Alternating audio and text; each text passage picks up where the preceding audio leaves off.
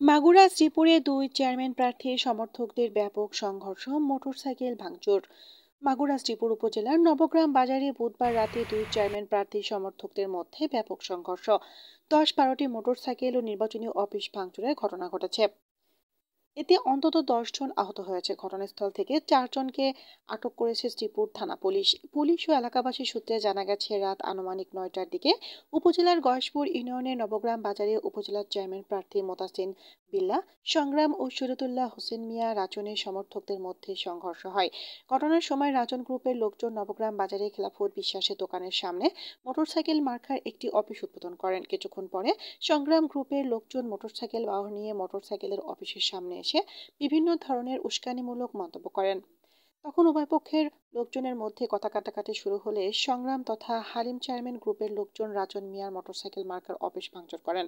পরবর্তীতে রাজন গ্রুপের লোকজন একত্রিত হয়ে সংগ্রাম তথা হালিম চেয়ারম্যানকে লোকজনকে ঘিরে ফেলে পুলিশ উপস্থিত হওয়ার আগে মারধর সহ 10-12টি মোটরসাইকেল ভাঙচুর করেন।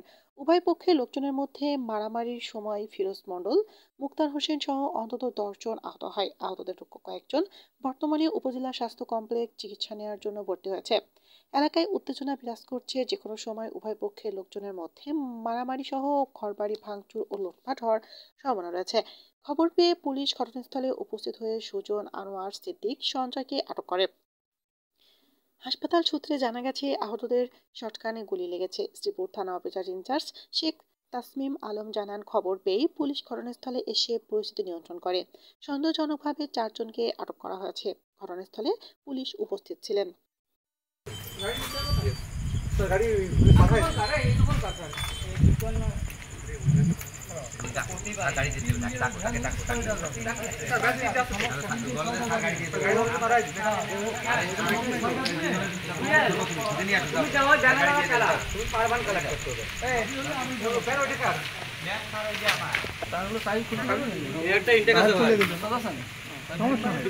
ভালোগুলো বাদে ভাঙড়িগুলো এটা চলবে না, চলবে না।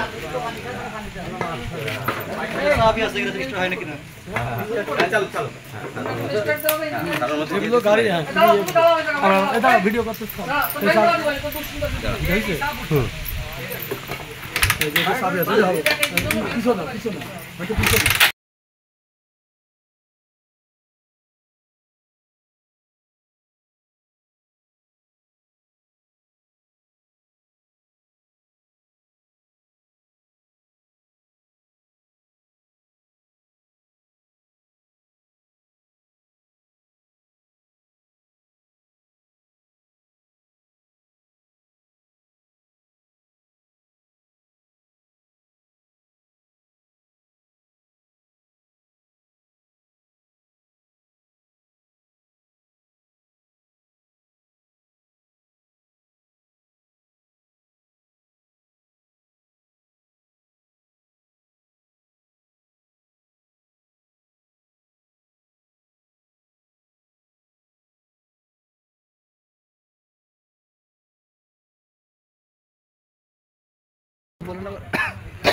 চলে গেল, দাপট দিয়ে চলে গেলে ওরা আবার এদিক থেকে এদিক দাবা নিয়ে চলে এলো। আসলে পরে আমরা ঘরের দরজা বন্ধ করি, চাপা খোলা